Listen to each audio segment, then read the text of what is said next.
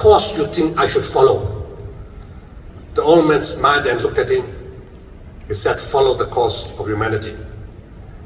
Very few takers, lots of opportunity. We need to learn the course of spirituality and humanity.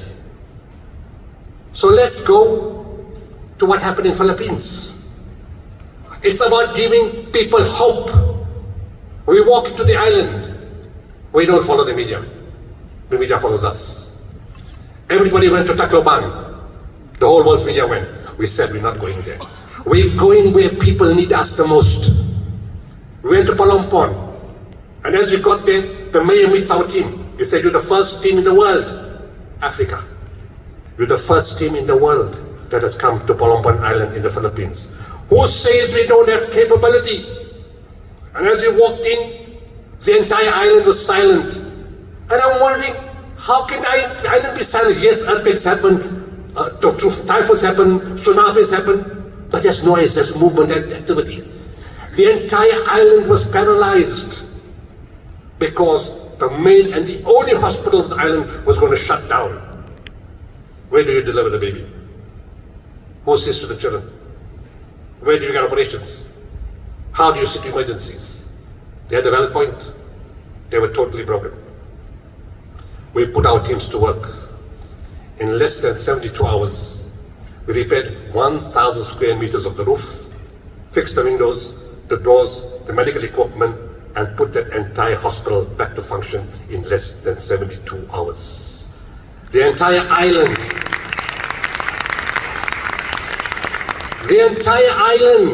started knocking hammers and nails all over. They said, if you can do it as a foreigner, why can't we do it? Giving people hope, faith, and spirituality. When the doctors came to the hospital, they said they were not paid for 3 months. The nurses were not paid for 3 months. Disaster intervention has to be effective, decisive, and on the spot. We paid the doctors. We paid the nurses. We provided food for the doctors, the nurses, and the patients. And within 24 hours, those nurses came to work with a white uniform, spotless iron, and smiled from 7:30 to 4:30. Psychologically and emotionally, we are woken up the entire spirituality in that being because of your honesty, your integrity, and your service. In 2005, there was a famine in Niger. Those from the African continent will know that. And as we walked in, what the drought didn't kill, the locusts ate up. The governor said the medical team is here from South Africa. The people came. There was something unique about this nation. They don't see the spirituality of our nation, of our continent. They don't see the dignity of our continent. They steal our resources. They make us look stupid. They donate our own resources back to us and make it look like they're giving us charity. We need to open our minds and beat the system. You see, when we got there, the people came. No doctors, disease, infection. And they came, no adult male came. No teenager came. No big kid came.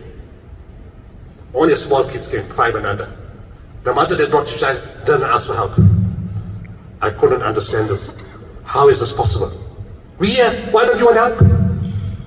We realized we couldn't grow to the numbers, there were too many of them. So we triaged. We walked through the crowds. We pointed to the child and said, your child is okay, you can leave. They understood the language of the heart and they walked out without asking for service. How is this possible? Are people so docile? I tried it in number 2 and number 5. My teams tried it and the same thing happened. They smiled and they walked out. Couldn't understand that. That evening, I have a policy that all the teams, the media, government, whoever sits with me, my teams, we sit together and we analyze the situation every night during debrief. Tola Sizwe Simalana used to work with SABC Radio at that time. Says, Dr. Solomon, I want to go first.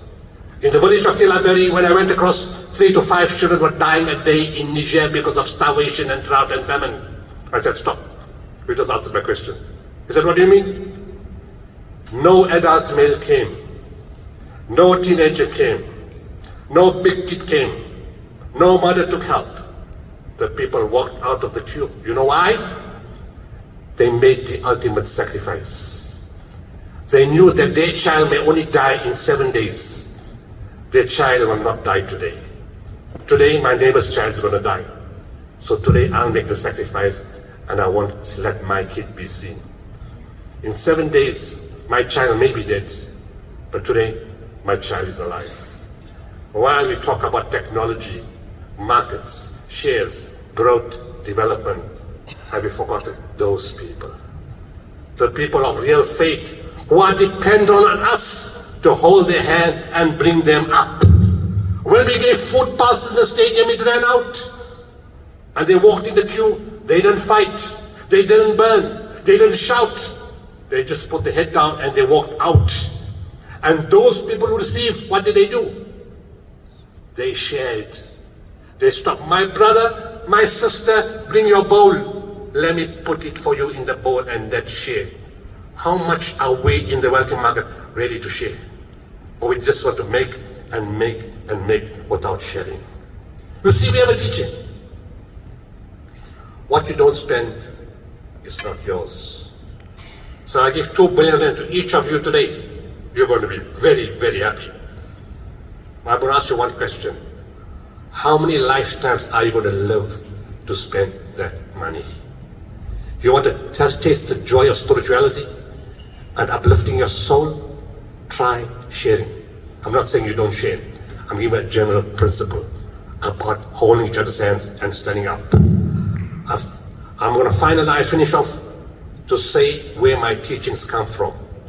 You see, on the 6th of August, 1992, I met a spiritual teacher in Istanbul, in a place, and the order called the Halveti Jarahi Sufi Order of Istanbul. That night, after ceremony, the spiritual teacher looked me in the eye, in fluent Turkish, and I don't speak a word of Turkish. He looked at me and he looked upwards at the same time. He said, "My son, I'm not asking you, I'm instructing you to form an organization." He spoke in Turkish. I don't understand Turkish.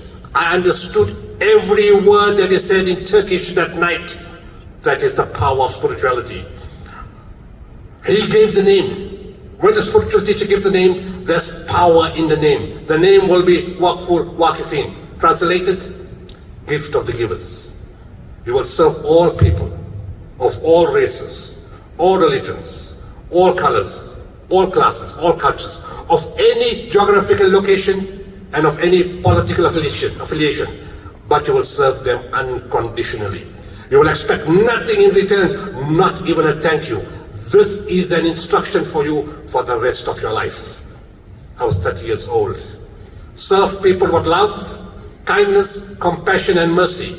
And remember, the dignity of man is foremost. The people of Niger, the people of the continent, the people everywhere of South Africa, the dignity of man is foremost. If somebody's down, don't push them down further. Hold their hand, elevate them, wipe the tear of a grieving child, caress the head of an orphan, say words of good counsel to a widow. These things are free, they don't cost anything. Clothe the naked, feed the hungry, provide water to the thirsty. And in everything you do, be the best at what you do. Not because of ego, but because you're dealing with human life, human emotion, and human suffering. My son, remember that whatever you do is done through you and not by you. I asked him, how come when you speak Turkish I understand, and other people speak Turkish, I don't understand? He said, my son, when the hearts connect and the souls connect, the words become understandable. I asked him, what exactly am I supposed to do? I'm a doctor. I got 3 practices in a place called Pietermaritzburg in South Africa.